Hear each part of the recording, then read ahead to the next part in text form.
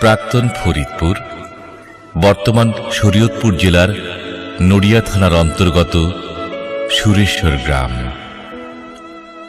পদ্মার ভাঙনের কূলে দাঁড়িয়ে শ্যামল ছায়াঘন আনন্দের কুঞ্জ নিকেতনে সুরেশ্বর ছোট্ট একটি গ্রাম।